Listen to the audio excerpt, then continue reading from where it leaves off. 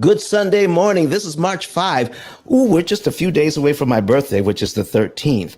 And next week, listen, we're going to be doing replays again because your boy is going to be in Dubai for his birthday. Follow me on Instagram right now. Follow P.I.L.L Method on Instagram right now. So you will be able to see our pics from Dubai, videos, reels, the whole 9 yards. We're going to be sending that back so you can see what's going on. I want you to know today, we were inspired for this particular show by the housing market. By the way, my name is Don Daniel, founder of P.I.L.L Method International, a better way to eliminate debt. And for 17 years, we've been helping people to understand amortization schedules, how to borrow money at a discount, how to leverage the heck out of that money and pay the bank back pennies on the dollar for the use of their money. I don't like paying retail for anything. Listen, we're going to show you how to get your money at a discount even after you've closed on the loan. How about this? You closed on the loan, you go back maybe a few months later, you met the P.I.L.L Method, and you say, I got this 75% off coupon. Now, I'd like to cash this in. Your bank has no choice but to honor it.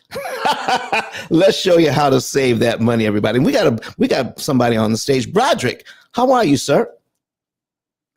I see you raised your hand. And what is it? And if you're talking, we can't hear you. There you are. Hey, how's it going? It's going, man. It's going well. What's up with you today? Man, nothing much, man. I've been meaning to catch your shows, man, because you featured with my broker Janelle some months back. Janelle Compton here in Houston. Okay. We were talking about the P.I.L.L Method, so I just wanted to dive in much deeper and actually see what it takes, or what do I have to do to actually get maybe a one-on-one, so I can not only help myself, because I just bought a rental property, but I want to be able to provide my clients this service as well as a realtor. Well, listen, man, all you have to do is start out by asking a few questions. All right. So anything you want to know about this process, about lending, you just ask. And I'd like to answer some of those questions today. Do you have time to hang around with us today? Yes, sir. Let's do it. All right. So what we're going to do, sir, is first of all, you're a realtor. How long have you been a realtor? I've been a realtor for about 6 years now. Okay. And listen, tell me, what have you heard about the P.I.L.L Method that gets you excited or makes you want to know more? Talk to us. Man, the fact that you could basically omit majority of the interest and also get the loan paid down in a tremendous very, very shortly, basically. Okay. So how do you want to be able to use this information with your clients? So I want them to be able to know that I have access to this knowledge and I can show them how to implement it. And then that way, not only can they buy their primary residence, but they can start acquiring investment properties as well and do the same thing. So when they get their property from you and then you show them how to get investment properties, which realtor do you want them to use? Me? Me? Come on, man. So listen, offering people that kind of service is going to be great. So I want to ask you a couple of questions and let you dive right in, but I've got to mention our girl, Crystal, who just came on the stage. Be Crystallized just came on. Miss Crystal, how are you this morning? Good morning. I'm doing well. Thank you. How are you? I'm doing well. How do you like this title? I paid too much for my house. Now what? I like it. I mean, I think that's how a lot of people are about to feel, especially after this year. Listen, and I need you to tell the folks what you do, Crystal, and give them some insight. Why do you think that this year is going to be the year that this is going to be a problem? So, good morning, everyone. I'm Crystal Armstrong. I'm in Dallas, Texas, and I am a licensed escrow officer in the state of Texas. I also am a signing agent, and I closed over 1,000 loans in 2021 and 2022. Oh, and over 1,500 in 2020. Um, and so, therefore, I've seen a lot of mortgages and a lot of interest rates. What I think is happening now is people are refinancing because they now need to cover additional debt that they have accumulated over the last couple of years due to the pandemic. And they're refinancing at really high interest rates to get extra money out, consolidating debt. And now they're adding all this debt onto their house, which is going to cause them to pay a significant amount more because they are not using the P.I.L.L method. Ah, And after the evaluations, because a lot of what people are also paying is insurance and taxes. mm. So between insurance and tax increases, as well as adding on debt due to consolidations in their refi, they're going to end up paying significantly more. And a lot of people will find themselves upside down in the event that they want to sell. Uh-oh. Now you got to tell us, what does upside down mean when you want to sell your house? What does that mean? Upside down means that you owe more than your house appraises for. Uh-oh. So if you owe more than what your house appraises for, then you may be trying to sell your house for 500,000 because that's what you need to pay off your loan, all right? And to make a little bit, but your house is only worth 425. Correct. So Because you've you go, added a lot of extra debt on there. uh-oh. So now your house is worth 425. All right, but you need to sell it for 500,000 just to break even. You're not even making money on the deal at 500 grand, but you're 75,000 underwater. So if the best offer you're going to get for your house that's worth 425 is actually 425, that's the best offer you're going to get. So you have to bring $75,000 to the table to sell your own house. Yes, and I was talking to one of my sorority sisters who's a bankruptcy attorney, Mhm. and she was sharing with me that she has now acquired a couple of new clients. One lady is over $128,000 behind on her mortgage. Mhm. And of course, with all of those penalties and interest, she now owes probably more than her house appraises for. Oh my goodness. You know, that is coming. That's coming. And what can we do to And prepare that's going for to it? happen. Right. That's going to happen to a lot of people. So, I mean, bankruptcy is an option for some of them Mhm. because if you haven't had the money to pay the mortgage over time, and also what she was explaining to me how it works is when you're in bankruptcy, you have to make your payment to the court. And if the court deems you ineligible to qualify for what those payments are to get you caught up, Mhm. then you have to let go of your house. Oh my goodness. Listen, folks, we paid too much for y'all. Let me before we introduce a credit goddess and RB, the realtor, let me tell you one thing and one thing now before we even get started and put this out here. You should never, ever feel bad about providing a house for your family when the market was white hot. And that was just what you needed to pay to get into the house. You overpaid for the house, yes, but nobody here blames you for that because you're providing a home for your family. There was additional information. We're going to provide additional information you didn't have before so that so that you can now deal with the situation you're in and be better positioned to deal with situations in the future. It is not your fault that you didn't have all of the information if no one was providing the information. We want to make sure that this is a space where we can provide you information so that you can be better suited to navigate these financial waters better. But I want to make this abundantly clear. If the information you needed was not being supplied anywhere else, don't ever blame yourself for providing a house for your family. That's where we're going to start today. So, Credit Goddess, how are you this morning? I'm great. How are you? I'm doing well. I'm doing well. I see you got your partner here. Y'all be doing some good work. Credit Goddess, will you please introduce yourself and tell the folks what you do and tell us what you think about this title? Oh, absolutely. Hey, everyone. Happy Sunday. My name is Rose Laura Lewis, also known as Credit Goddess. I'm all things credit score improvement strategist. I'm also a business credit coach, NAV business loan broker, and an educator in the credit space. So let me see the title. I paid too much for my house, so now what? Oh.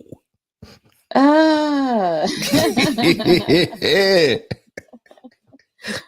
Oh man, it's so many different angles that I can approach this, but I mean, if you pay too much for your house, like you said, we're not blaming you for providing a home for your family, but if you pay too much for your house, I say, hey, get with the P.I.L.L method. Apply that tactic so that way you don't have to be in that space where you're feeling like I'm paying for this house and I pay too much for it. Pay it off.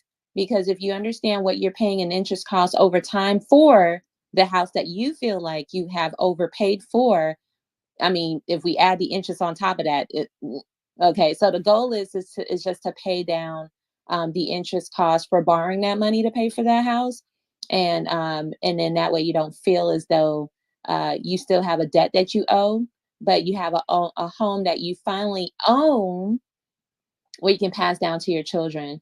That's all I got to say about that. But let's talk about strategies on how to pay off the home. Because now that we got a home for you and your family, is now to just pay it off so you can fully own it. Exactly. So here's what I'm hearing you say. So if you're upside down, all right, because right now the market is softening in some places. Real estate is regional, folks. Here in Huntsville, Alabama, it's still white hot. There's still not enough housing here. But in other places around the country, it may be softening where houses are staying on the market a little bit longer. And and the buyers have more leverage to do what they need to do. And you might need, if you're in those areas and you need to sell your house, you may be in a position where the value of your house has dropped slightly. And it's going to cause some difficulty there. And what Credit Goddess was saying, listen, before that happens to you, right now you have a lot of interest that you're paying on the house. If you could pay less interest, that means more of your money would go to principal. You can prepay the principal and correct an upside down situation. We're going to talk about how you can turn our upside down situation into a right side up situation in a relatively short time. So we've got RB, the realtor here. RB, would you please introduce yourself to the folks and talk about and your views on this title today? Well, good morning, everybody. Happy Sunday. I hope everybody's doing good today. How are you doing? I'm on top of the world. I'm doing great this morning. Come on, RB, talk to me. Well, that's wonderful to hear. So, my name is RB, licensed realtor in the state of New York, buy and hold investor on the residential multifamily side, and a landlord operating in the long-term and short-term rental space with a passion for helping people to understand how to create generational wealth through the acquisition of real estate. I do have a whole bunch of things that are coming up. A mastermind for Women's History Month, a networking event that's happening in the month of April, and a free first-time homebuyer seminar that's sponsored by Dime Community Bank. That's happening on March 25th. And we have a mastermind panel with myself, Tax Deed Wolf, Colleen, Sean from I Kept It Real Estate, as well as Russell Gray from the Greater Harlem Real Estate Board, talking about how to get off market listings and things of that nature. And that's happening on March 18th, all of which you can find on rb10k.com or either go to the link in my Instagram bio. But to talk about paying too much for your house and now what? Well, you're going to have to learn how to create some revenue. I feel like from your I property. was gonna say that, RB. I think Make some more that's money. Let's there listen. you go. You gotta Let's learn how talk to about make. it. Let's talk about it because with more revenue, RB, what could you do? What could you do if you had more revenue? Well, you can click the link in my rb10k.com card because then you'll see how to produce a profitable property, which is one of our masterminds that we have coming up. But you know, there's a lot of ways to create revenue from your property, the inside and the outside, whether it's a single family co-op condo or a multifamily. A lot of people have unusable space or underutilized space, and there's other people that need space that you're able to tap in with them so that you can provide them with what they need, because there's always a need for things that you might not need for somebody else. So whether it's space in the way of creating rental situations, whether you're utilizing the property to um, have it as, like, something on peer space where you just have somebody do photo shoots, whether you have people use your yard space to do entertainment, whether you're using underutilized space for storage for other people, whether you're using the garage, the driveway for parking, whatever it is, there's 1,000 different ways for you to actually create revenue. And we do talk about that in my Producing a Profitable Property Mastermind that I have coming up this month.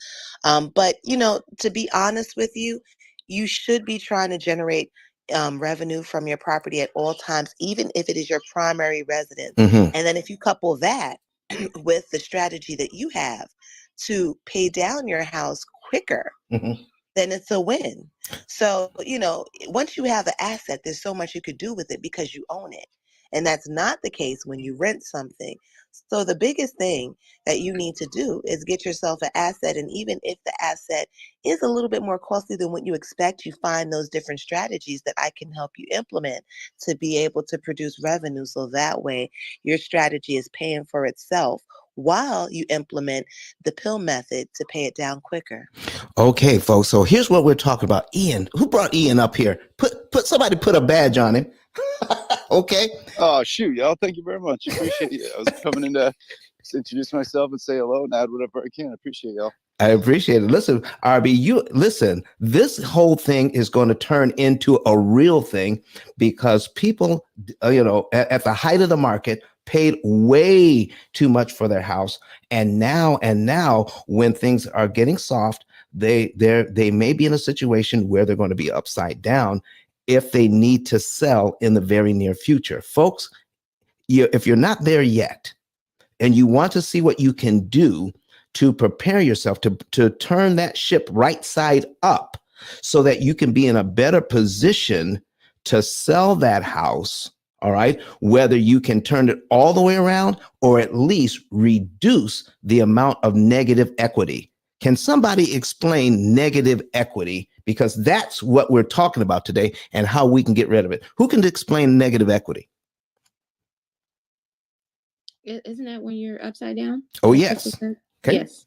So meaning that, so if you have negative equity, you owe more than the house is worth. So that's negative equity. We want to reduce that negative equity as much as possible and even become so that you can actually acquire positive equity. And you can do that in a relatively short time if you understand how an amortization schedule works and how you can take advantage of it. Ian, go on, folks. Go ahead and introduce yourself to the folks, and tell us what you do, man. Morning, sir. Thank you very much. Morning, everybody. My name's Ian Jensen. I am a real estate agent and real estate investor. I'm in Southern California right now. And what I do is I educate vets and service members about how to use their VA loan. That's our specialty. And so on my personal side, I got about 8 doors in circulation right now for my investments. And yeah, I'm happy to do whatever I can. I like it. I like the topic today. It's really, really, really good. I just had this conversation with a client of mine actually, because he's worried about the payment. Sorry, y'all, I'm walking up a hill. Walking with the dog first thing in the morning. You got me. Okay. So no, it was a funny thing because we were talking. He's worried about the payment, so he's going to get a extra family member to move in with him. And I told him that a good way for him to, if he's worried about it, to take that extra income from that because he can afford the payment. Take the extra income and throw that on top of the principal to start paying it down. To kind of talk about the subject matter that you're the expert in, right? So yeah, I'm great. I'm really happy to learn in and provide whatever I can right now. All right, folks, we're going to be putting some things on the screen around that subject. But, folks, there are several ways we can handle all of this, but we need to understand the main problem here in getting and dealing with turning negative equity into positive equity. So, Broderick, did you have a particular question about how all of this works today before we jump in? No, I wouldn't say a particular question. I just want to get the information overall because, like I say, not only for myself but for my clients, because I do acquire a lot of my properties, no money out of pocket up front through the process, and when I refi, I take money out as well. So I leave with the check as well. So, and that's what I teach to a lot of my clients and students. Okay, so folks, I'm going to put this on the screen and we're going to talk about this particular issue. And if you're in the audience and you have a question, please raise your hand. We have a lot of experts on stage that can handle this. We got some newbies in the room. I see some party hats, and congrats to you for being here this morning.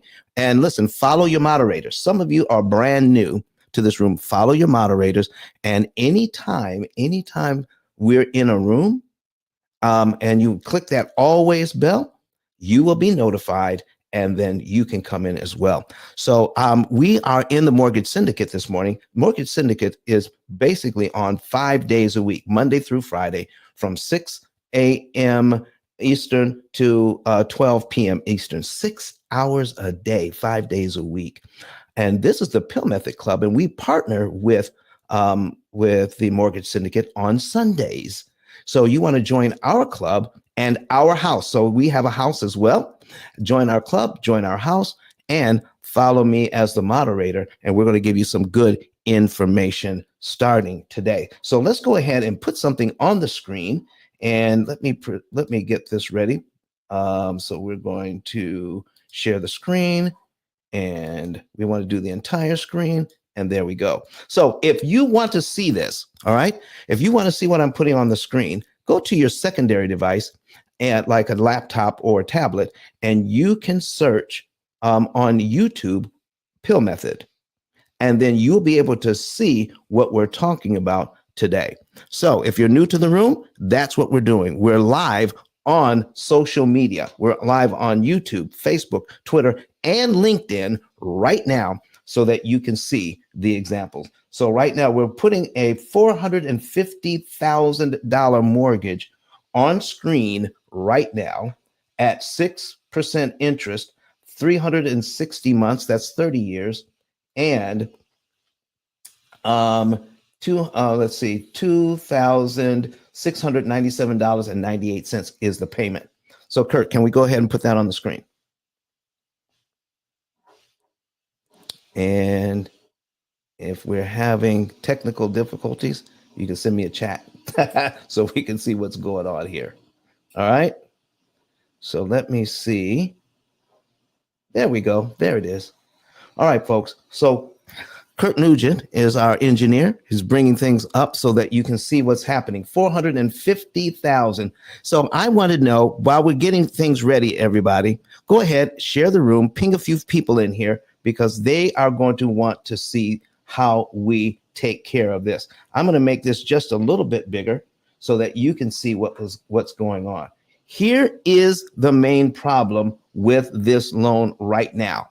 Any loan, okay, with any loan, is how much interest we're expected to pay. And it is my goal to make sure that you understand how loans actually work so that you do not have to pay all of this interest. So the bank wants $521,272.80 interest on your $450,000 loan. So, folks, here's my first question. How in the world is $521,000 6% of the $450,000 you borrowed? Well, it's not. All 6% loans for 30 years. If you look over to the right here, all 6% loans for 30 years, total interest paid as a percentage of principal is actually 115.838%. The bank wants you to pay 115% more than you borrowed in interest, making this loan the total cost of the home over 30 years, $971,272. Here's my first question, everybody. Who in here that's on the stage, and I need you to respond, who in here wants to pay $971,000 for their $450,000 purchase? Okay? Who in here needs to do that? Who wants to do that? Does anybody want to do that? If you don't want to do that, say no. Okay? Put no in the chat. Somebody said no. Listen, No for me. she said heck no. Somebody said hell no. Credit Goddess said no. Nobody wants to pay $971,272.80 for their $450,000 purchase. If you are online right now, if you're online, okay, I need you to put something in the chat as well. Let me see your comments. And Anne, who's watching us on YouTube, says no. Okay, Yesi Contreras says no. All right, mi esposa habla español muy bien. She's getting me to work on my pronunciation. So I hope I pronounced Contreras correctly. And Terrell Majors said no, no, no, no, no, no. All right. And now we have 17 people watching this online. I need you to see what's going on right now. The reason why, all right, and I need you to write this down if you're taking notes. The reason why anyone gets a loan for a house, or you can call it a mortgage, okay, it's to the true purpose is to purchase equity. You're purchasing equity. All right. I want a house. I don't have 450 grand. I go to the bank and they say, we provide a service. Here's the service we provide. We will purchase the house for you. You can buy it back from us. So the more you pay us, the more equity, the more potential equity you actually have until you have 100% equity.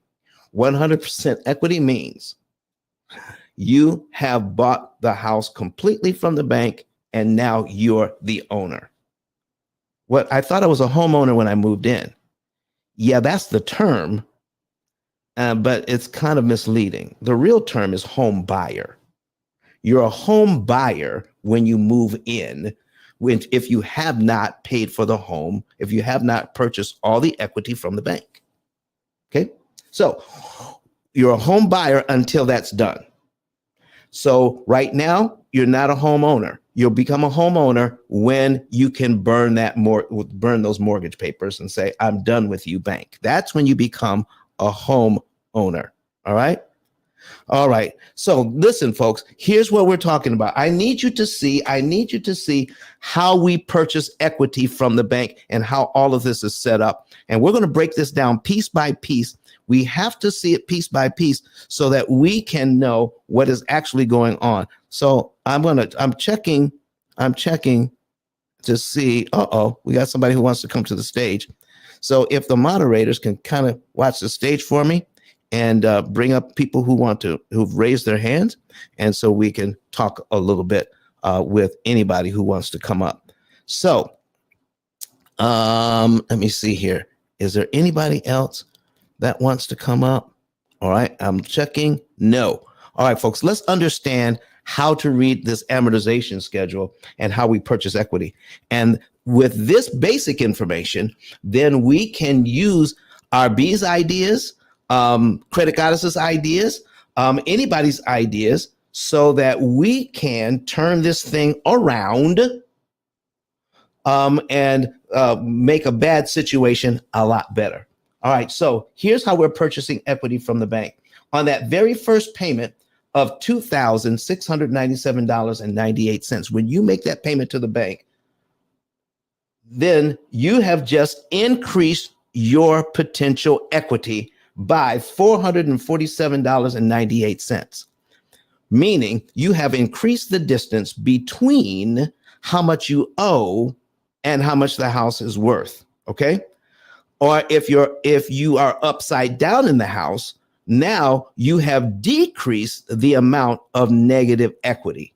All right, by $447.98. If you're trying to decrease the amount of negative equity by $447.98, but you have to pay the bank $2,250 in interest to get it. Do you see the dilemma here, folks? You're trying to turn a negative equity situation into a positive equity situation, and the bank has the nerve to charge you $2,250 in interest, and you borrowed the money from them because they had it, and they said, we're going to do you a favor. We're going to buy the house, and you can purchase it from us. You just pay us back at 6% interest. Well, let me show you something here about this 6% interest and how that works. I'm going to put a calculator on the screen, and you're saying, Don, if this 6% interest, why are they charging me $2,250 to do that? So here's what's going on. We're going to put the interest rate in. We're going to put the interest rate in the in my calculator, okay, which is 0.06. We're going to divide that by 12. We get a number here, 0.0005. Let me tell you, here's what the bank is doing with your loan. They're taking 1/12 of the interest rate and multiplying it by the unpaid balance to get the very next interest payment on the very next line of your amortization schedule. So if you're at payment number 1, then the bank wants to use $449,552.02, the remaining amount that you owe, to figure out how much interest you pay on the very next line of your schedule. So if you start out at $2,250 on line 1, then on line 2 of your schedule, your interest now is $2,247.76. Folks, that's not even $3 difference. Your interest cost per month didn't even go down by $3. It is so expensive. And well, let me put it this way. It's inefficient. You have all of this money. You have all of this money going to pay for the house, but only a few dollars of that money actually does the job you want it to do. You want your money to pay for your house, and the bank is in the business of taking your money so that they can build more houses for them. Is that why you got into this? To buy more houses for the bank? Or did you get into this to purchase a house for your family? Let's see what we can do about this, but we've got to understand what they're doing first. So we're going to take that 0.005, we're going to take the 6%, we're going to divide it by 12, and then we get 0.005, and we're going to multiply it by the principal balance. All right. So we're going to multiply this times 449,552.02 equals $2,247.76. This exactly what you have on line 2. That's exactly what's there on line 2. All right. So, Credit Goddess gave me some insights on this. I just took the formula that she gave me. I tweaked it a little bit. Credit Goddess, how do you like that part? Okay. I like it. Okay. I said, well, this is what my Asperger's brain sees. So let me turn it around in a way that I can understand it. And this is what we came up with. But $2,247. Now, what is actually going on, folks, is the bank isn't taking your $450,000 and somehow multiplying it by 6% to get how much interest you pay them each month. That's exactly how it doesn't work. What is actually happening is this. They're using a formula, all right? And let me bring up the formula that they're using. All right. So we're going to do this. The formula for amortization formula. Okay. Here it is. Here's the formula that they're using.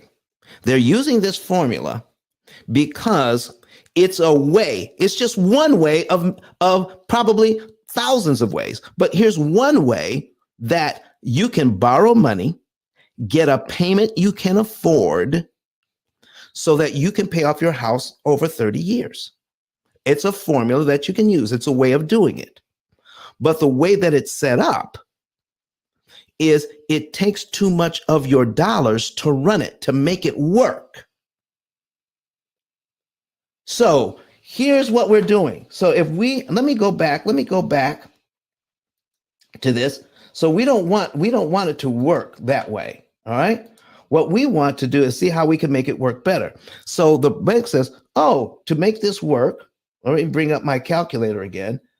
Every month, we're going to charge you 1/12 of the interest rate every month for 360 months. Essentially, it's not one mortgage because every time you change the principal balance, they have to charge you again. So isn't that a new amount? Isn't that a new fee? Isn't that a new mortgage? Are you paying one mortgage or are you paying 360 separate mortgages? And they get to charge you each and every time. So that when you see this happening, it is so inefficient that you give them over $31,000 in 1 year. $31,000 you will give the bank to pay for your house in 1 year.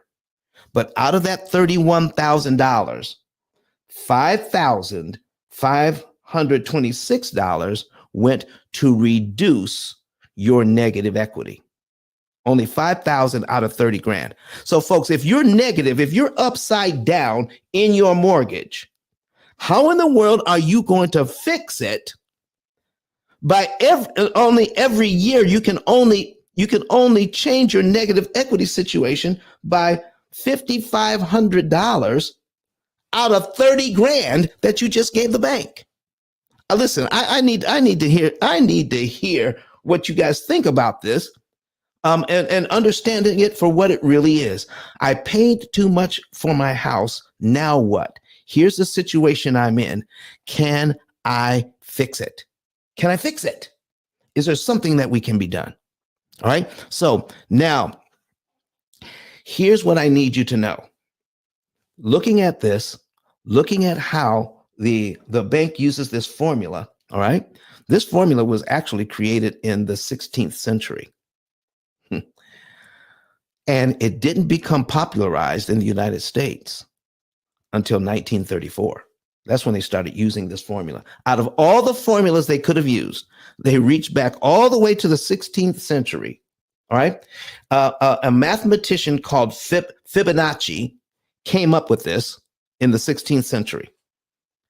And of all the ways to pay back a loan, they chose this way because it makes a lot of money. It gives you a payment you can afford but it takes too much interest out of your payment to make it run. Oh my goodness. Let me put it to you another way. $2,250 in interest, $2,250 in interest. Let's take a look at that. All right. So in the very first month, $2,250 in interest. We're going to divide that by your total payment. Watch this. We're going to divide it by your total payment of $26.97.98. This is what you get. 83.3. That means 83 cents out of every payment dollar, your mortgage payment dollar, all right? The whole mortgage payment, 83 cents out of every one of those $2,600 to almost $2,700. Every single one of those dollars, 83 cents of that dollar went to interest. You're only purchasing your house with 17 cents out of every dollar. That's why if you're upside down in your house, it's going to be almost impossible to fix it just making the mortgage payment. We've got to do something else. What is the real problem here, folks? What is the real problem if I'm paying 83 cents out of every dollar in interest? Is what I paid for the house the problem? Is it trying to provide for my family the best way I knew how? Is that the problem? Were my eyes too big for my pocketbook? Was that the problem? That one. Or was my problem how much money they're charging me to use their money? Is that the problem? Oh my goodness, credit guys. You know what? Come on. Okay, so talk to me. Okay. Because I'm always like thinking of all the different ways. And, some people would say, you know what, this is highway robbery. But when we lend money to family and friends, we don't charge interest. It's free, right? And I wish that the banks would do that, but hey, they are in business to make money. But would you say the problem is that they put the amount of time to pay them back is the problem too? Because if we were purchasing a home and we didn't have the banks, we would have been saving up the money to buy the house full price, right? So we would aggressively save the money to buy the house because that's the only way, right? Right. So if the banks give us the money to get the house right now and we pay them back later, do you think the problem is that they gave us too much time to pay back the home? Even though what you're talking about right now, Ice, you're talking about how you can pay off the home in 7 years. Right. So what is really the problem? Is it the fact that they're comfortable with the idea of paying the house off in 30 years, that they're not going to aggressively pay it off in 7 years? Credit goddess, that's a very good question, because I was in Houston this past week. I was in Houston and I was talking to middle schoolers, 8th graders. Okay. And believe it or not, talking about this subject, I actually got a standing ovation from 8th graders. Okay. Really? Yes, from 8th graders talking about finances. Okay, but here's what I told them. We put a $200,000 car that they would probably like a $200,000 car right next to a $200,000 house, and I told them to buy this car.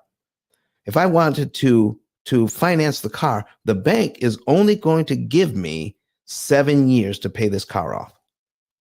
$200,000 car. But they'll give me 30 years to pay off a $200,000 house. They said, what? They listen, they're trying to understand. They're trying to understand at their age, why would anybody, if you could pay off a $200,000 car in 7 years, why would anybody pay on a $200,000 house for 30 years? Now, they're beginning at that age, they're beginning to ask the questions we should be asking now. But you are exactly right, Credit Goddess. We get so used to doing things a certain way, we don't ask the same questions a child would ask because they're still innocent. We've been conditioned to think this way. So I'm trying to provide some unconditioning so that we can do something a lot better. All right. We have you get a lot of pushback on that. Yeah. I don't understand. Well, see, not from the kids, not from the kids. Not from the kids, from the adults. You get a lot of pushback. A lot of pushback because when you've learned something one way and you've been entrenched in that way for so long, you get a lot of pushback because it goes against everything that I've learned. Now I'm uncomfortable. I was comfortable, Don, and now you provided some other information that's going to cause me to think, and now I got to think, and now I got to make a new decision. Do I want to do the new thing, or do I want to keep doing the old thing I've always been doing? Now I got to make a choice. So the kids aren't making a choice. They're going to look at that and say, what? So I asked the kids, what is something you want to buy? What is something you want to buy? And they said, what if I wanted to buy some Nikes? I said, okay, let's buy some Nikes. All right. And so they said, well, I'll pay about $200 for these Nikes. I said, okay, I will lend you the money. So I brought 5 students up. I brought 5 students up to the front of the class and gave them $20 each. I gave them $100. So you're going to pay for these Nikes. You're going to pay me $100 payments for these $200 Nikes. I'm going to lend you the money so you can get the Nikes now, but you're going to pay me $100 a month to pay for the Nikes. And they said, okay. And so I said, well, when they did that, I said, now, if we're going to do this like your parents are doing or like other people are paying for their mortgage, where 80% of the payment you make goes to interest. So what I did, I said, this young lady here that's holding this $20, this goes down on your shoes. And then the rest of you go over there and sit in the bank because that $80 just went to the bank. It just went to me because I loaned you the money. They were incredulous. They said, oh, no, we're not trying to buy our Nikes like that. I said, well, that's how your parents are paying, are using their money to pay for the home. They're actually spending your inheritance on interest when $20 for your Nikes is paying for the Nikes and $80 goes to me, the bank, because I loaned you the money. They would have no part of it. Can you imagine when I opened up my bag and gave all the students one of my books? Do you know, listen, can you see 8th graders clamoring to get a book on finance? Listen, not even the teachers could believe it. So once they saw that and I signed the books for them, and listen, they were trying to get more than one. Oh, goodness. That's awesome, Eyes. This is what's happening. This is what's happening, especially when I told them, listen, I gave another 5 students. I gave another 5 students $20.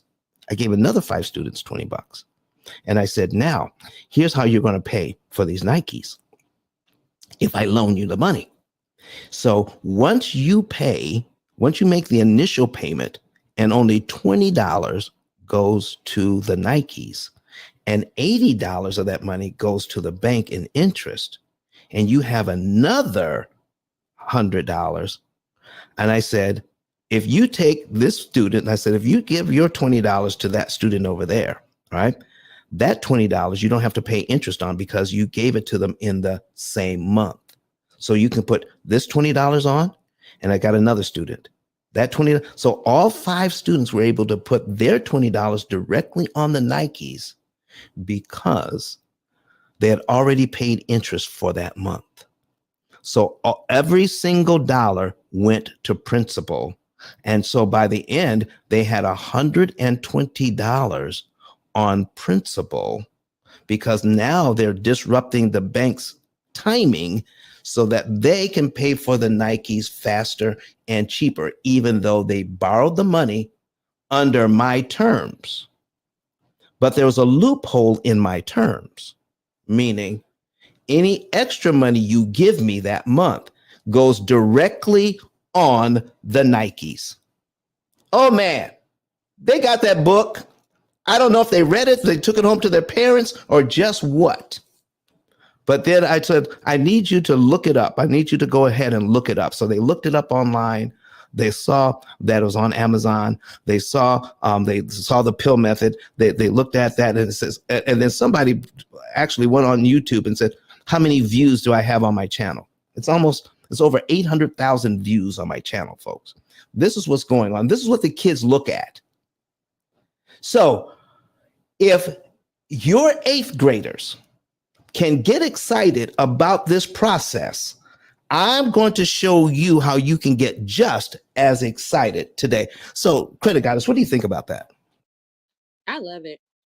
I love it. I was asked by the city here of Boynton. I'm going to have to use that tactic, that activity for the kids I have to teach down here, college and high school students. But I love it. I love it. If the kids can get excited about that information and early, imagine how they will be when it's time to start adulting and they learn this information from you. They're gonna always remember you, Don. We need to teach the kids to teach the parents.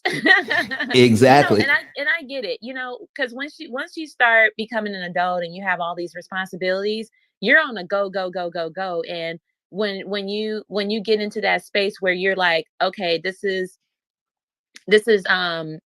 it's just on autopilot, right? And to have to change up and switch up is going to take a lot of strategizing, a lot of new ideas and things like that. And sometimes it's just not enough brain cells to have to think of something new. So I get it. I totally get it. So while kids are fresh and they're not clouded with all the responsibilities and things like that, you got to catch them early.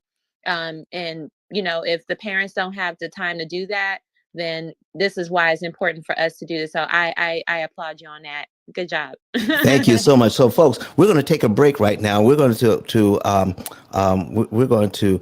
refresh the room. We're going to make sure that everybody knows what's happening. Where are we? We're in the Mortgage Syndicate. Okay.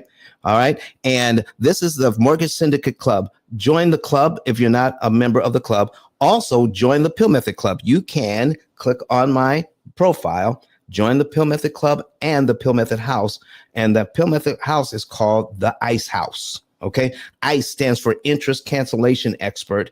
And we just I just gave you an example of what you can do with understanding how prepayment of principal actually works, so that 8th graders got excited about how they can borrow money at a discount to purchase Nikes.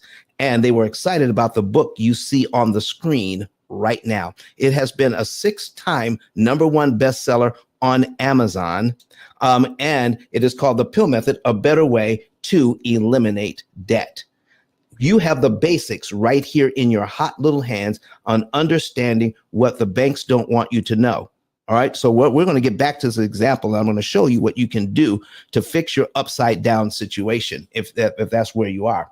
All right. But also, if you want to know the month, day, and year you could be debt free.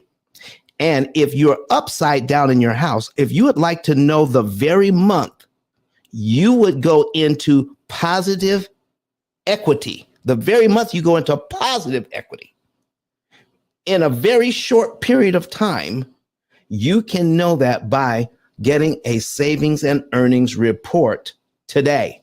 Okay. Get a savings and earnings report. Click on my link above and when you click on that link, ice10k.com, ICE, the number 10, the letter K.com. All right.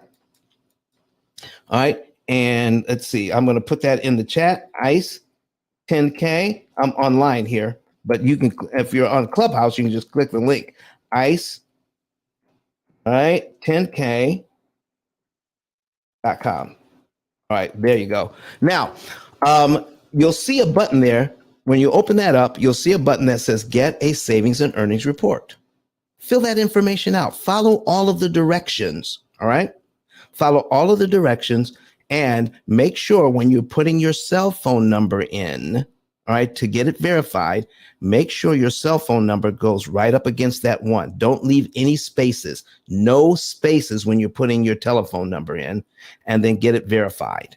We'll send you a code as a as a text message. Take the code, put it back into the website, and then click on I want to save now, and we'll let you into the room where you will get to see our financial form. Fill that out, and you can know the month, day, and year you can be debt free, if that's your goal, with it usually within about 7 years.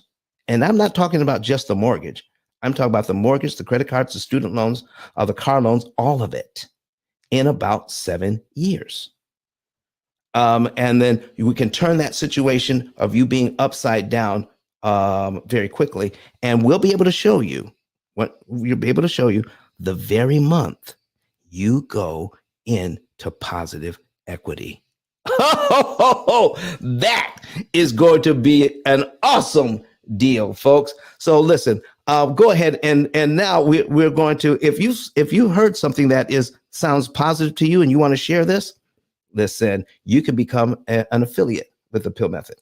Just click on the same link and it takes 15 seconds and you can become an affiliate for free. And then we will pay you when you send people our way. And all you have to do is make sure that the folks you send our way have at least $100,000 in debt and a mortgage. All right. And then we'll pay, once they become a client, we'll pay you $300. You don't have to sell anything. Just point them to the YouTube channel, have them watch some videos, and you follow up with them in 24 to 48 hours. And then ask them, do they want more information? They say yes. Go back to the 10K card. Go back to the 10K card. And there's another button that says, then you can fill that out. You can send us a referral. Send that referral card in with your name and number, and we'll make sure that you get credit for that referral. How about that? Can't be easier than that. Let's get back to this thing on understanding how to turn that around. Now, we just went over this, but I've got some comments online here. All right. We've got some comments online. Cindy Lee says, my daughter learned about, she's watching us on YouTube. Cindy Lee says, my daughter learned about stocks in the 6th grade and stayed focused on it. She's now in her 30s. The young age absorbs. Listen, these young people pick up on it. That's awesome. Okay. That is awesome. Anytime I can come to a school and talk to them, we're going to be all for it. Okay. Let me see. George Blevin says, this is new, but it's very interesting. That's what he says. All right. Let me see. What else do we have here? He says, what do you do if you only have enough to cover your bills every month? How do I make the extra payments? George, that is a very good question. And most people, here's what I know to be true. And you tell me this, Critic Goddess. The people do they pay exactly, to the penny, the money that they bring in, they spend exactly to the penny every month on their bills? Does anybody ever do that? I make $4,800 a month, and out of my $4,800 I bring home, every single penny pays bills. It comes exactly to $4,800. I've never seen it in my life, not once.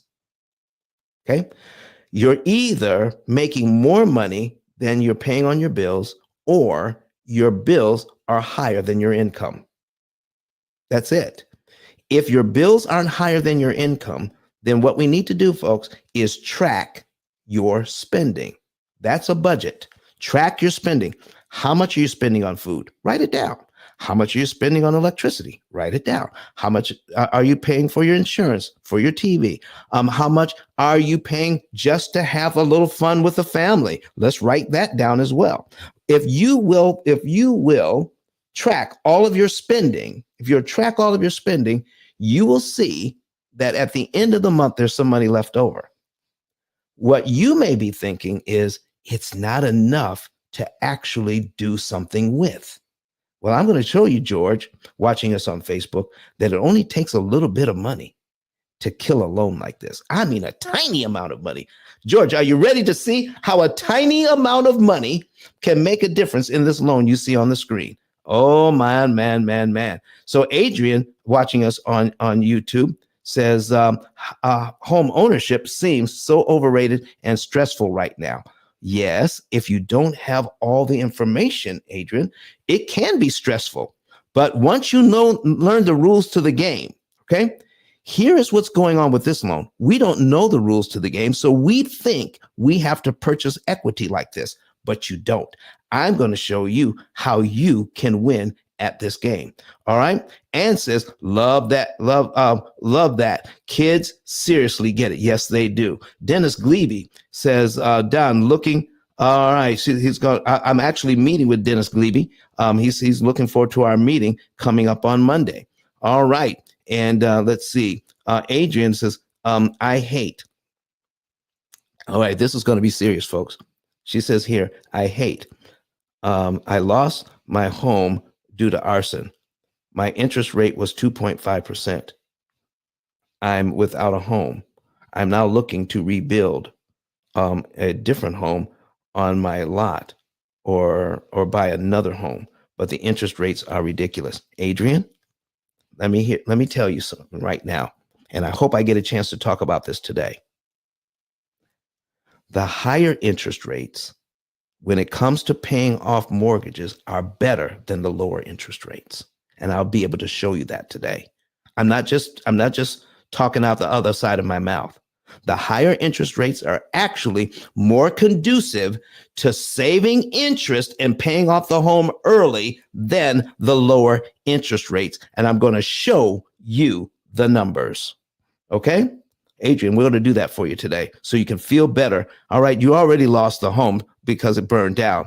Let's not add insult to injury with the high interest rates. All right. And because you can control not the interest rate, but you can control the interest cost, how much you actually spend on the interest. Okay. So let's jump right in. Let me show you what's going on with this thing, folks. I need to put the thing back on the screen and we're going to show you what I did with the kids. I gave them a scenario where they were buying Nikes, okay, $100 a month. And they were outraged at the fact that I was charging 80% of the payment they gave me. I was charging them the interest, 80% of the money they gave me. All right. But I showed them after they paid the 80%, what could happen after that. Every dollar that they gave me in the same month went to principal. They gave me another $20. They put another $20 on the Nikes. They put another $20 on the Nikes, and it didn't cost them anything. All 100% of the money they gave in that same month went to principal to pay off the Nikes. Oh my goodness. Well, I'm going to show you how that works right here, right now. So if we make a payment number one. Okay. I got a new young lady on the screen. Ms. Contreras, how do you pronounce your first name?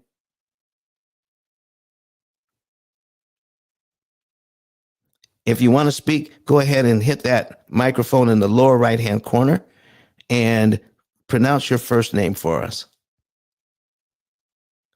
Maybe you can't speak right now. I think it's pronounced Yancy. Yancy? Hi, Is that how you pronounce it? Yancy. Yancy. Okay, Yancy. Did you have a question for us today? Yancy. Can you hear me now? Yes, I can hear you. Yes, it's Yancy. All right. Do you have a question for us? Oh no, I'm learning a lot. So Okay. Well, listen, you keep on learning, okay? All right, folks. I love it when people come to the stage. All right. Even just to say hi. That's quite all right. Thank you very much, Yancy, for coming up. We appreciate you. All right. So we're going to go ahead and mute your mic right now. And you just kind of hang out with us. All right, folks, let's get on this thing. So you make your very first payment. Let's say you make your first payment in January and you are upset that $447 out of your money, only 17 cents out of every dollar went to pay for your house, while 83 cents out of every dollar went to the bank to pay interest. Okay. How do you feel about that right now? Start inviting some folks in here so that they can see it. All right. So here's what else we're doing. I need you to see how much principal you would pay next month, February, how much principal you would pay next month. It would be $450.22. Remember the students I talked to in Houston. Remember that. All right. And if some, because I told them I was going to be online, and some of them may be watching this right now. And I want to say, I'm not going to mention what school it was. Okay.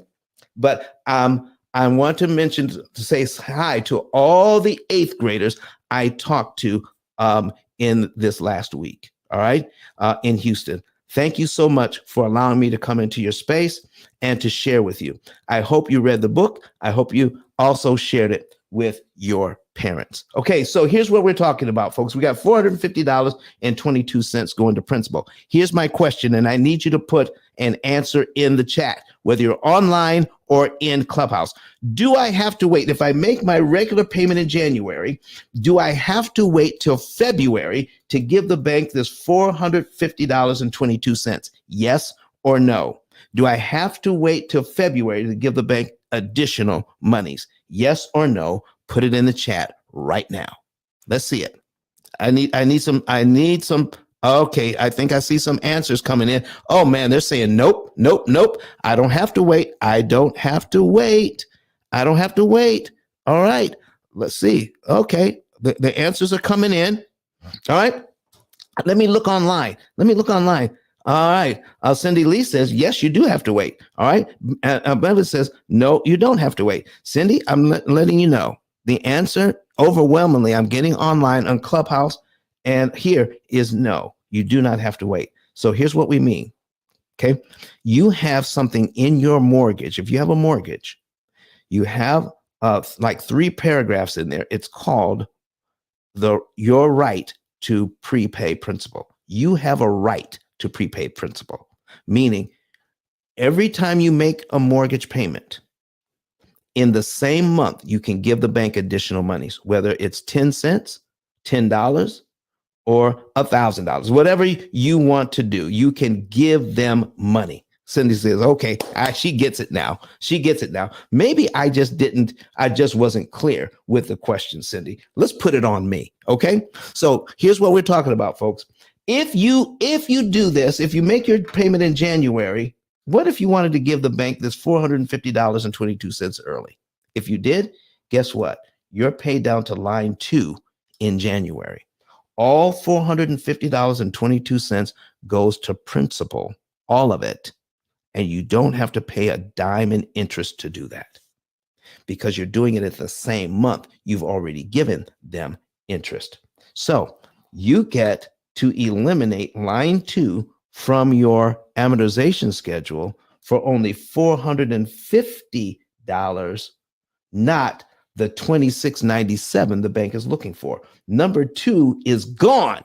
You're paid down to here in 1 month. So we have just decreased our negative equity by $450.22 for free. For free. It didn't cost us anything to get rid of some of that negative equity. $450. Boom.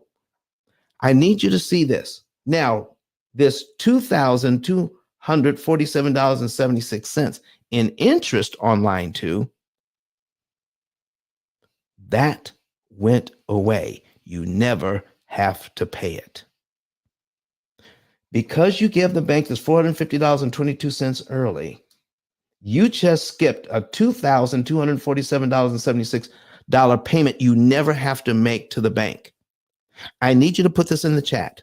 Has anybody ever explained how a mortgage works to you like this before? Yes or no? Has anybody else besides the P.I.L.L method explained how this mortgage works? Yes or no? I need you to put it in there right now. All right. Porter says no. All right. She okay. All right. Lipitwa says no. Lana Smith says no, sir. No one has ever explained that to us. Okay. Listen, how did that ever escape our educational service? Listen, folks, if you're hearing this for the first time, you really do need to follow me. You need to follow me if you're not following me, because we're going to have more information just like that. Listen, the no's just keep coming. And somebody said, Jordan Burton said, what? Are you kidding me? He says, Jordan says, I need to hear that again. All right, Jordan. Brent, Jordan, just for you, one more time. If you make a payment in January, you make your payment in January, and let's just say you have a few bucks in the bank, and it says, oh, I need to pay them February, $450.22. If I give that early in the same month in January, I'm paid down to line 2 in January, just like the students paying for the Nikes. And I get to skip this $2,247.76 in interest they wanted to charge me. But now I made it impossible for them to charge me because I gave them the money early. And my next mortgage payment for February is actually on line 3 of the schedule. You got rid of line 2 for only $450.22. That is what's happening. Folks, continue to share this room. Ping people in. Okay. We have about 60 people in here right now. Let's grow this room so other people can learn what we're doing. Now that you've learned this, what if you had a few more dollars in the bank? Now, somebody asked me about, what if you don't have any extra money? Okay. What if you found out, folks, that you can, at the end of the month, you have some extra money and you just put it in savings. Put some money in savings. All right. Let's say after you have some money in savings, out of all the money you have in savings, let's say when you make this mortgage payment, you have some money in savings and you have enough to put $450 on principal. That's one on line 2, on line 3 and line 4, 450, 452, and 454. What if you had enough money in savings to do that? What just happened? You just killed this $2,247, this $2,200 in interest. You killed this one on line 2 and killed this one on line 3. Almost $7,000 in interest got wiped out just because of that. Jordan says, damn, I should have told people in the beginning. Listen, you're going to see some stuff and it's going to make you want to say some bad words. He says, so I'm going to change it just a little bit. He says, dang, I thought I was pretty good with finance and I never heard of this. She says 100% he's following. He says, somebody says, what is the actual amount paid? The actual amount paid is this, sir. You make your full mortgage payment in any given month. Any other monies you give over and above your full mortgage payment goes directly to principal, and it makes it impossible for the bank to charge you interest. Okay? All right. Mikhail says, hello, Mr. Daniel. I'm on YouTube and I have a question. When you prepay, as you just said, do you have to pay the next payment for the next month or is it fulfilled? Yes, you have a payment every single month. Let me show you what happens, Mikhail Milford, what happens. So you do when you prepay just 1 month, okay? Your next payment is on line 3 for February. That would be your next payment for February. If you make your regular payment and then prepay 3 months of principal, now I want y'all to really listen to this, okay? Because we've been talking about, people have said, all you have to do is double up on your payments. You mean a full payment? No, just the principal payments, because that's the mortgage part. The mortgage payment only has to do with the principal column here. This interest column here is not mortgage payment. It's rent on your money. So we're trying to avoid that. So just give them back the principal you borrowed, but give it back in a way that you control the timing and you control the loan. You control the timing. I'll give you money when I get good and ready. I'm going to give it to you at a time where it makes it impossible for you, bank, to charge me interest on giving you the money back. It's ridiculous. It's absolutely ridiculous the way that this is set up. I give $450 to pay down my house and they get to charge me $2,247 in order to do it. That is ridiculous. All right. So listen, Mr. Vincent, don't come in here try to sell stuff. Okay, get rid of you. Don't do that. All right. All right. So Contreras said I did that, and in the first 2 years we have paid 5 years of the mortgage just by adding the extra principal amount to the monthly payment. It is mind blowing. All right. But Yancy, here is going to be the kicker. Here is going to be the kicker. This is the kicker. How much interest did you actually pay? Whoo, Cindy Lee says, how many times can you do this? That's a good question. Sister, how many times can I do this? Cindy, what if I did this? All right, you said, how many times can I do this? Let me show you another example. I need you all to take a look at cumulative principal and cumulative interest.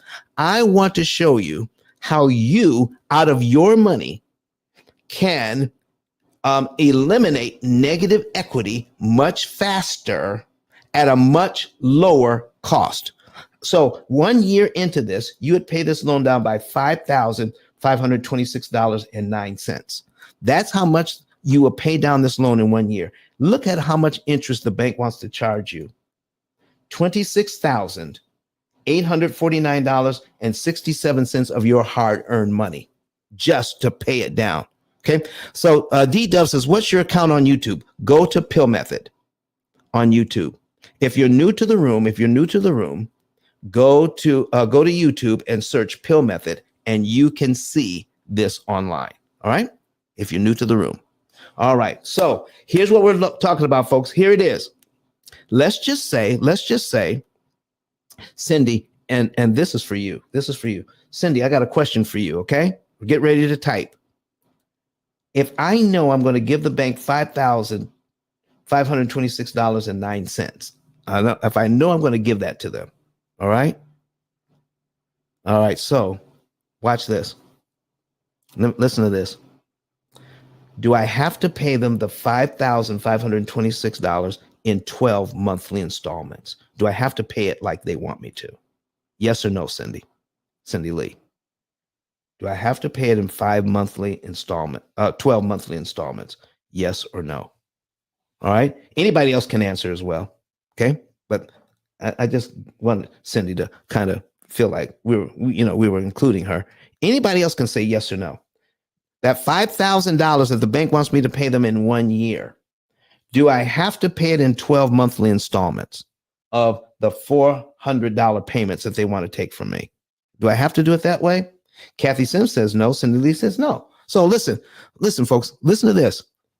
So if I wanted to, then I could give them this. If I wanted to give it to them in 1 month, on the very first month, would I be paid down to right here in January in 1 month? Would I have $5,000 more in equity in just 1 month instead of waiting a whole year to give it to them? Valerie Robinson says no. George Blevin says, I don't know. George, I'm going to listen. Thank you for your honesty, but here's what's happening. You could give that money if you had it. You could give them this money, $5,526.09. Let me show you what's happening here. Okay. Folks, it's as simple as this. I owe $450,000 on this mortgage, $450,000 on this mortgage. We're going to give the bank the $5,526.09 in 1 month, not over 1 year. So we're going to subtract the $5,526.09 in 1 month from what I owe, and it equals $444,473.91. The exact same number that's right here. So folks, if I had the money, why wait to get my equity? I can get it in 1 month. And my next mortgage payment, if I did that, would be on line 13 of this amortization schedule. I just knocked out 11 payments I never have to make. I just got $5,526 in equity, not for $26,000, but for the $2,250 on line 1. I just got my $5,000 in equity, and I just saved $24,624.93. I never have to pay the bank. So you're getting your equity faster in 1 month, and you're getting it cheaper because we're not following the bank's program. Oh my goodness. This is just the basics, folks. This is just the basics. What if you had a computer program that takes a look at all of your finances at once and says, move this much money in this month on this day of the month and apply it to this loan. Here is how much interest you save, and here's how much equity you get for free without having to give the bank all that interest money, because now you are in charge of the loan, not them. Folks, if you want to turn a negative equity situation around, there are certain ways that you can do this. So, Credit Goddess, what if you could? You don't have to, in my system, you don't have to make extra money. But what if you did? What if you did make extra money? What if you did a little house hacking? What if you did do, Credit Guys, I've got my wife and I, we live in this house. It's 4 bedrooms. We've got guest rooms. It's just us. If I wanted to, could I put my extra bedroom on Airbnb? Or Absolutely. I could do that. I could make a little extra money. Yeah, of course. So what It if only makes sense. It only makes sense. Like if we think about it, a lot of times if we kind of consciously think about it, the bills that we're paying is like, oh my gosh, I gotta get up, go to work, make money, pay bills. But what if you have someone else paying it? This is where you open up the opportunity, like RB said earlier, creating a profitable property. If you have extra rooms that you're not using, why not turn it into an Airbnb, a short-term rental, and their money is paying your bills? It's all part of group economics. I think we need to start thinking more of that instead of just being responsible for all of the bills. Share the bills. That's my thought on that. Well, listen, I just came, like I said, I just went to Houston, and my next car, I wanted to be an electric car. Okay. And I had my eye on, like a Tesla. So guess what I did when I got to Houston? I went on Turo and I rented a Tesla. I paid this guy who owns it. He's got this car he's not driving. And I rented it from him for 2 days. And I paid him. Do you have an extra car you could put on Turo or any other platform that's out there? Ride sharing type platform? You can make extra money from renting out your car. People will pay you to rent your car. Take that money and apply it, some of that money, and apply it to principal and save a ton of money. Let me show you something else. If people say, listen, I don't have a lot of money, Don. I don't have a lot of money, but you don't need a lot of money. So can you help me with this example, Credit Goddess? Can you help me? Yes. Okay. All right. So what I need, could you pull out a calculator, please? Yep. Okay. And in your calculator, I need you to put in your calculator $2,247.76. 2,400. 2,200. Oh, 200.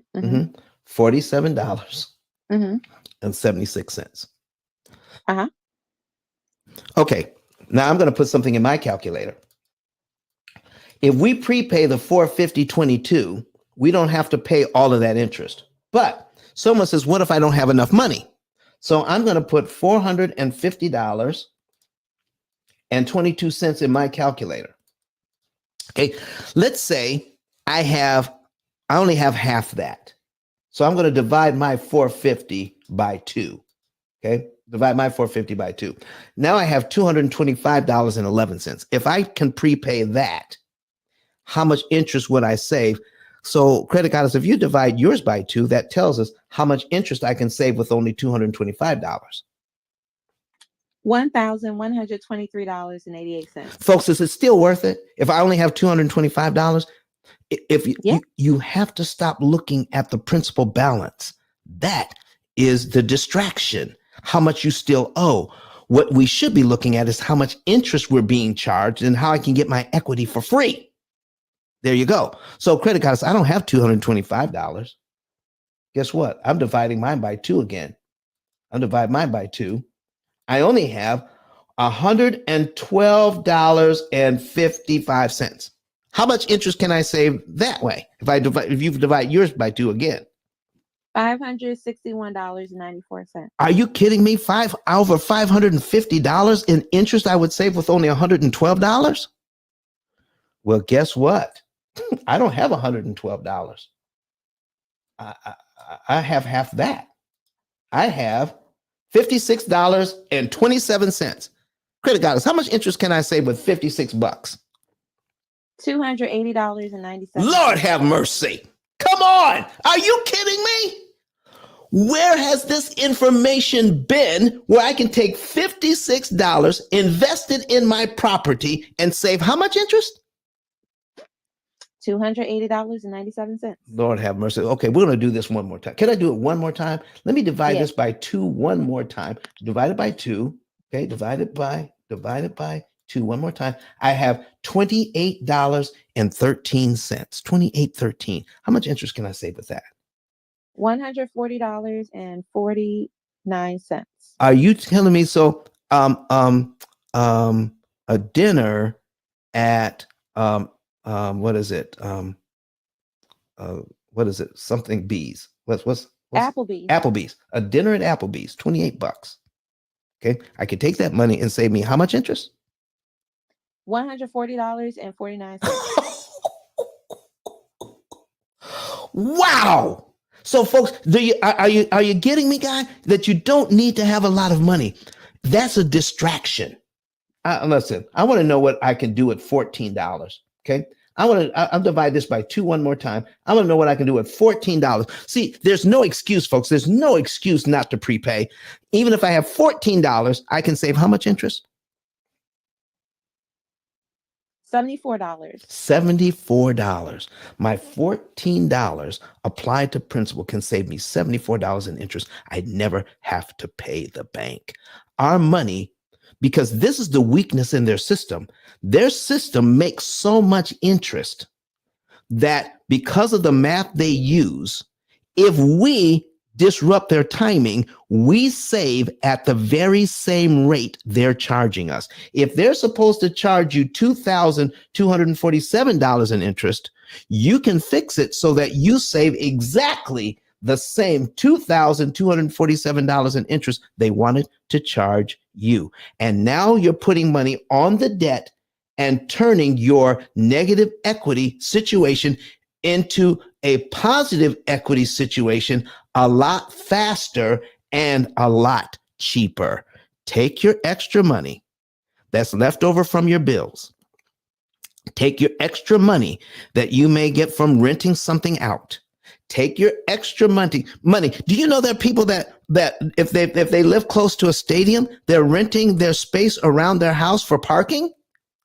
Come on, folks. There's several different ways we can take advantage of the property you're in to make sure that you can turn the negative equity that you have into positive equity in a very short time by using this math. All right, folks, I need to hear from you. Does anybody else have anything to say, anything to ask about this situation? All right. Because we have 30 minutes left in our 2-hour show. 30 minutes left in this 2-hour show. Is there anything else we can show you that will impress you enough to get a savings and earnings report? Because if you don't have another question, I have another example to show. All right. George Blevins online from Facebook says, can you do the same for auto loans and credit cards? You better believe you can. In fact, we want you to know that when you're working with the P.I.L.L method, you put in all of your debt, not just your mortgage. In fact, the more debt you have, I'll show you the better off you are. I can take somebody, believe it or not, Credit Goddess, if they can pay all their bills, I can help somebody pay off all of their debt faster if they have 13 different debts than if they had just one. That's right. If they have 13 different debts, I can help them to pay off all of that debt faster than if they just had one debt, just the mortgage. So the more you give me, the better off you are. Hide nothing, keep nothing back. Do not, you see, we get happy when people have a lot of consumer debt.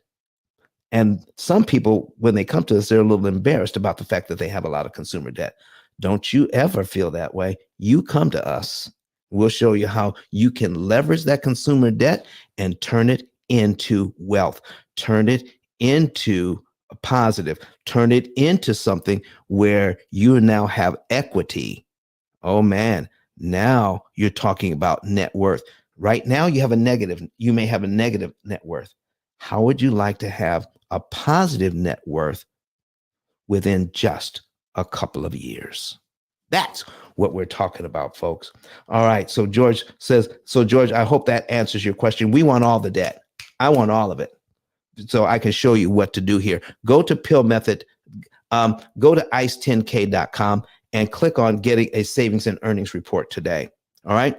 And I need to get a quick drink of water.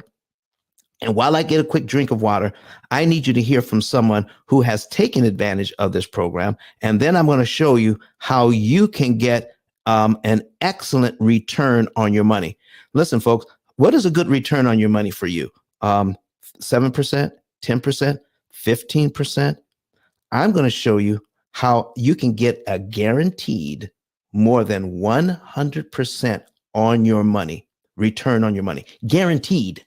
100%. Would you like to make 100% on an investment guaranteed? I will show you in about a minute. Let's hear from Dr. Eric Thomas, E.T., the hip hop preacher.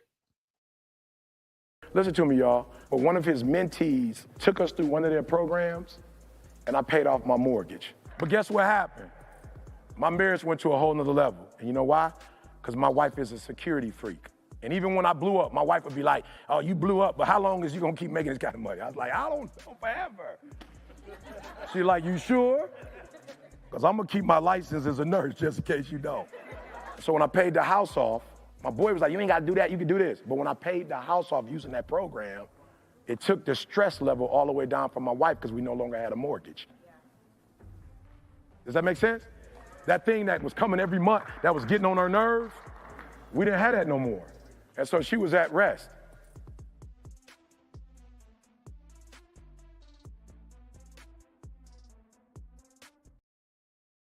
All right, ladies and gentlemen. So that was E.T., the hip hop preacher. I mean, he's the #1 motivational speaker in the world right now. And he used the P.I.L.L method to make his wife feel so much better about the fact that their house is now paid off. So we have something from Weaver, the wrestler. And Weaver, I'll have you know that I wrestled in junior high, high school, and college. And my college wrestling days was at Western Michigan University. So if you're a collegiate wrestler, freestyle wrestler, congratulations. So he's on the other side of his mortgage now, where he has about $1,500 going to principal and only $500 going to interest. Can he use this methodology? So here's what you're looking at, Weaver. All right.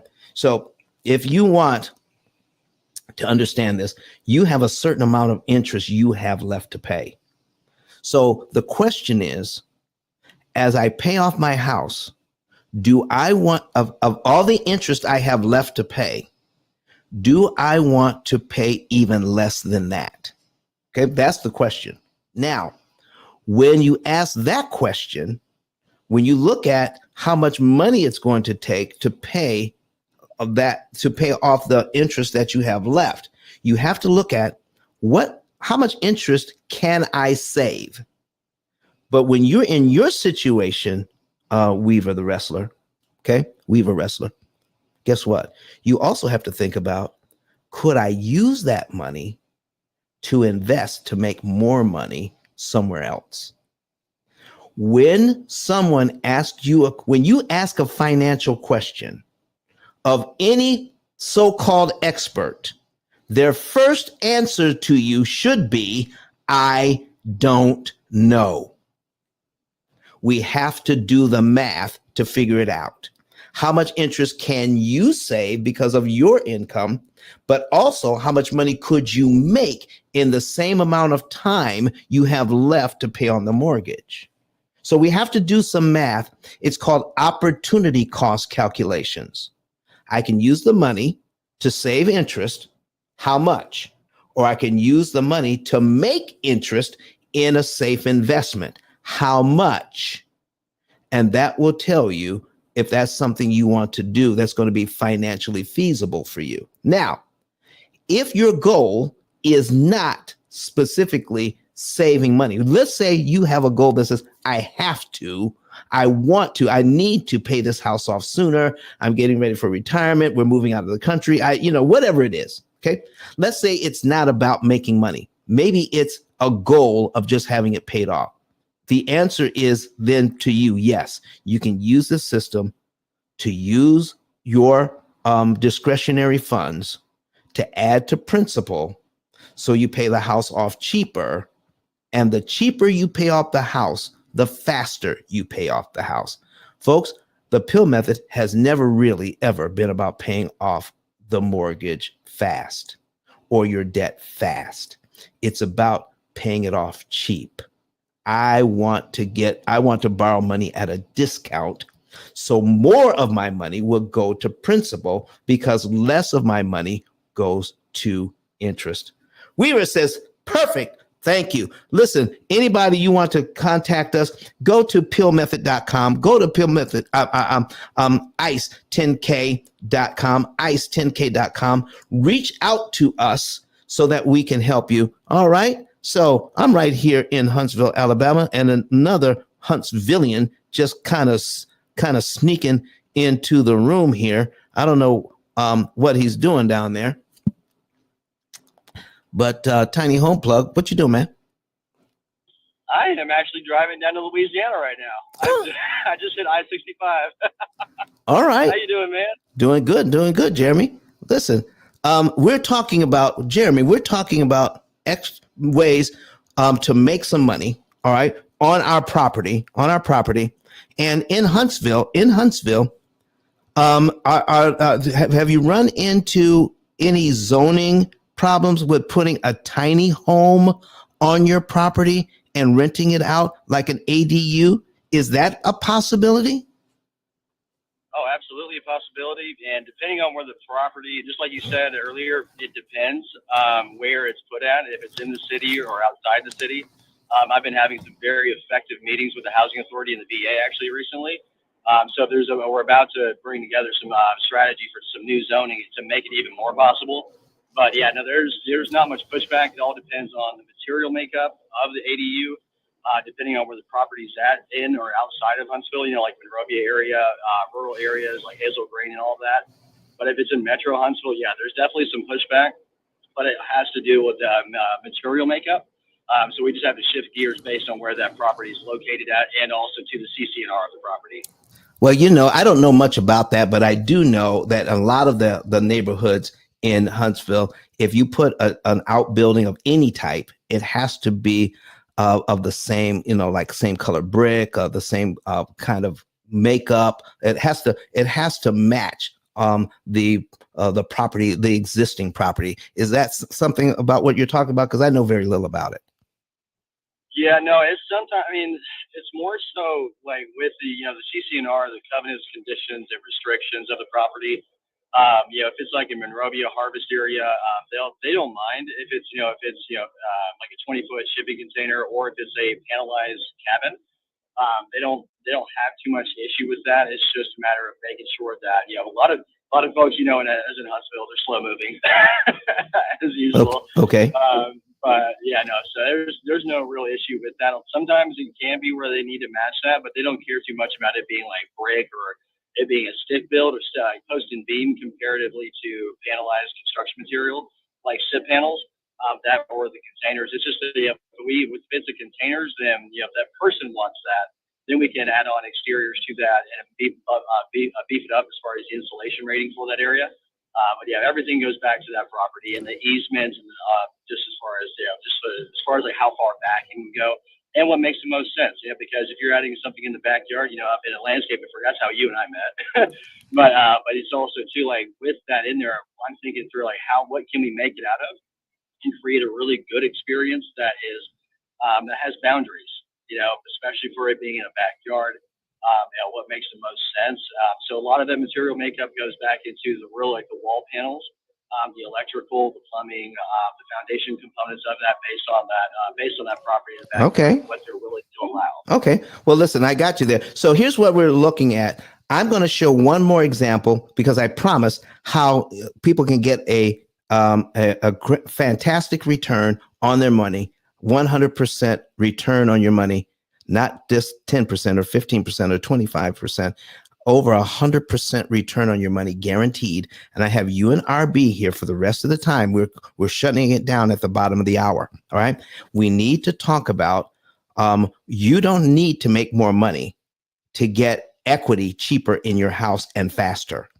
But if you want to make more money, I'm glad I've got you guys here. Let's talk about those ways. Let me show you one thing here. One thing. Let's go back to the example. We're going to put it back on the screen. If you're new to the room, go to YouTube, search P.I.L.L method, and you can see what I'm getting ready to put on the screen right now. We're just going to look at the very first example we did before, okay? Where we're making our first mortgage payment here on this property, where $447.98 is going to principal and $2,250 goes to interest. And we're looking at the principal payment in month 2.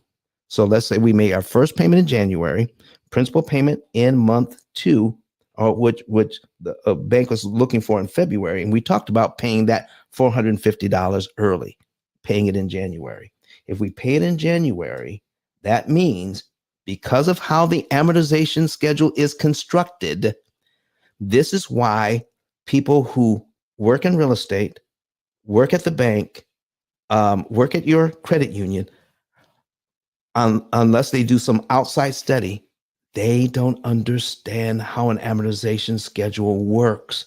So the information we need to take advantage of the amortization schedule is not there for us. So it's not your fault that you don't know this. It's not being taught anywhere. So here's what we just found out. I can prepay $450.22 in the same month I make a regular payment. That means that's $2,247.76 in interest I don't ever have to pay.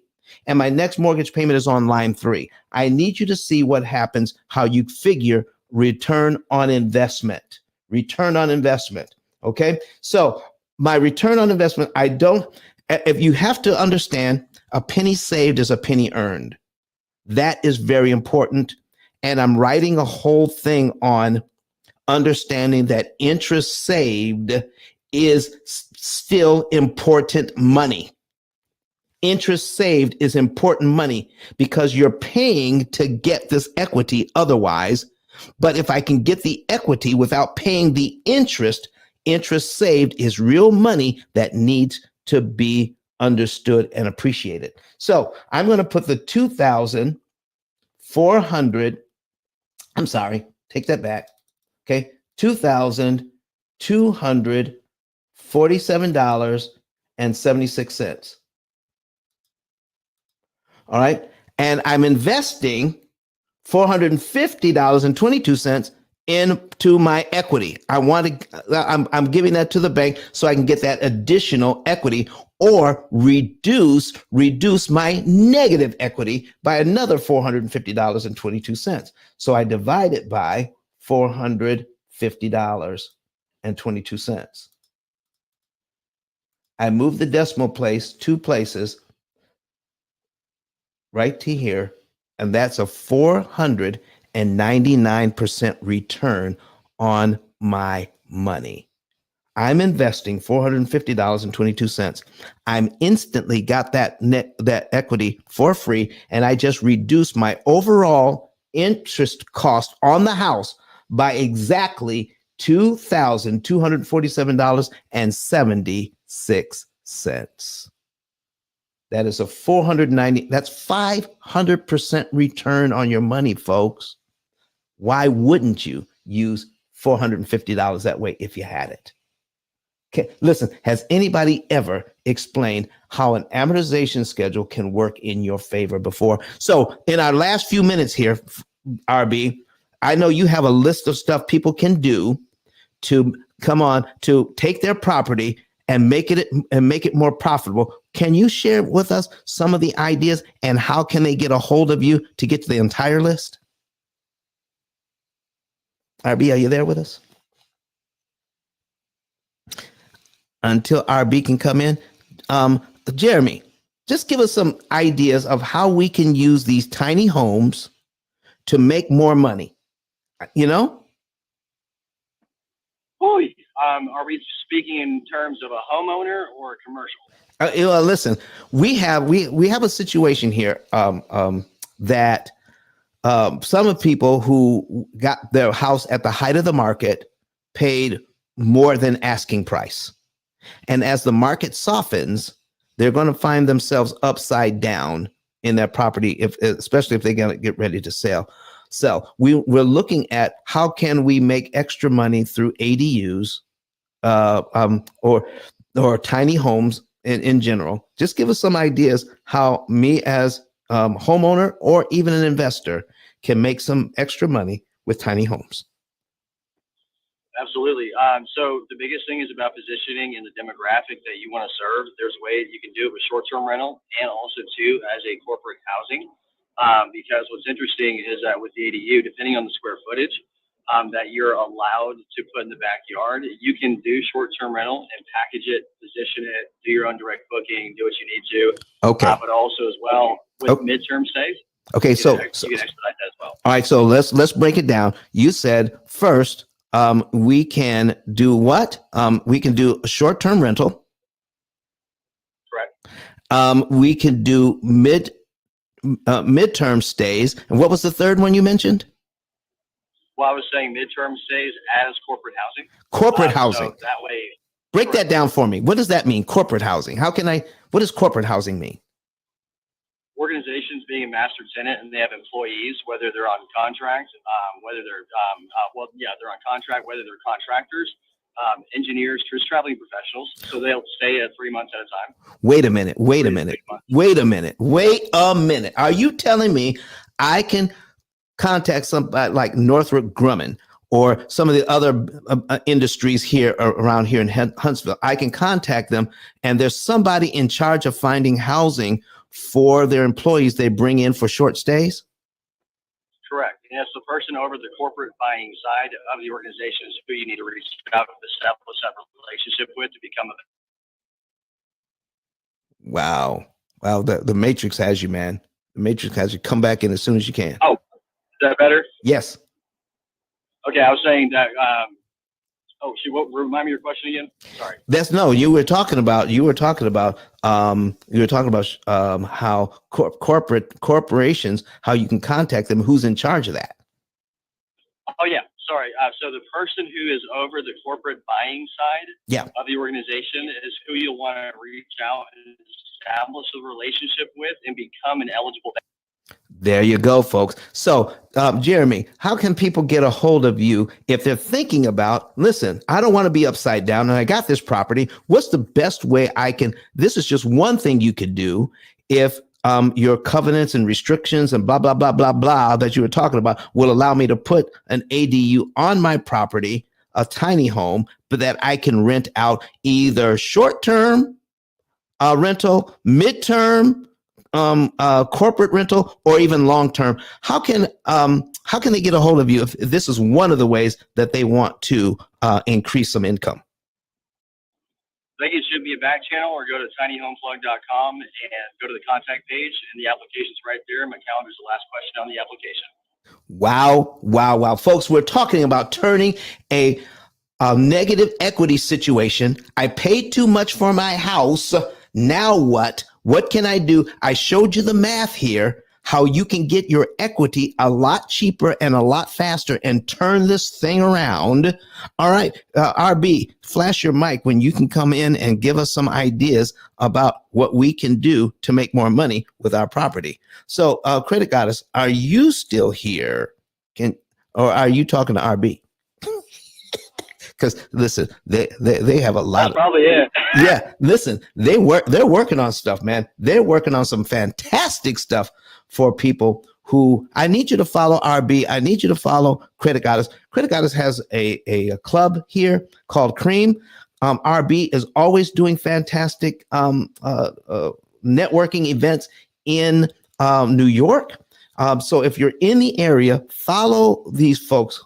Follow these folks that we have on the stage here. Follow me, follow the club, follow P.I.L.L Method, and follow our house, the Ice House. And we're going to keep continuing to give you more information like this over and over and over again. Let me check the back channel. It says, P.I.L.L Method, can you explain?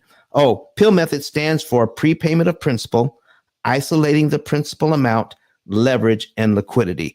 I explain that in my book, and we're going to go over that, my book, in just a second. All right. And so let's see here. Just listening. All right. Let's see. Cynthia, I'm on YouTube, but I don't see the live show. Can you tell me how to get there? Oh, you have to go to P.I.L.L Method. You have to search P.I.L.L Method. Put it in the search. All right. And then you'll be able to find it there. All right. And somebody asked, Mike asked, does the system work with a car payment? Yes, it most certainly does. We have people all the time. Daniel Cunningham, everyone buying a house right now is overpaying. That's just the housing market we're in. You're right about that. But you do not have to pay all the interest the bank is looking for and add insult to injury. All right. Let's see how you can get that equity in your property faster and cheaper. That's what this is all about. All right. D says, does it have to be at the same amount each month? Absolutely not. All right. Our program will tell you exactly what to do and when. Let me bring the program on the screen for the last couple of minutes here. All right. So we're going to put a demo on the screen of what the program looks like and a little bit about how it works. So we're going to bring that up. Let me see if I've got any more. Cynthia McCarter says, or rent out a room to she says, rent out a room to a traveling nurse. Yes, yes, yes. You could do that as well. Traveling nurses, all right? They always, listen, they need a nice, comfortable stay, and they're no trouble. I mean, he or she is kind of working 12-hour shifts. They come home, they find something to eat, they come home and they go to sleep. No trouble whatsoever. All right. I've heard this. This is a good thing to do. Mike says, and that's what we're talking about. So live stream. Yep. Click on the live stream and you can see it. All right. So now I'm bringing over, and I've got 6 minutes left of your time, folks. I got 6 minutes left before we get out of here. So let me bring this over here. This is the opportunity cost calculator. And I'm going to reset this to something just very simple here. There it is. So we're going to bring that up so you can actually see what's going on. It's not the same thing every single month. David, look. All right, David, let me see if I can find your profile.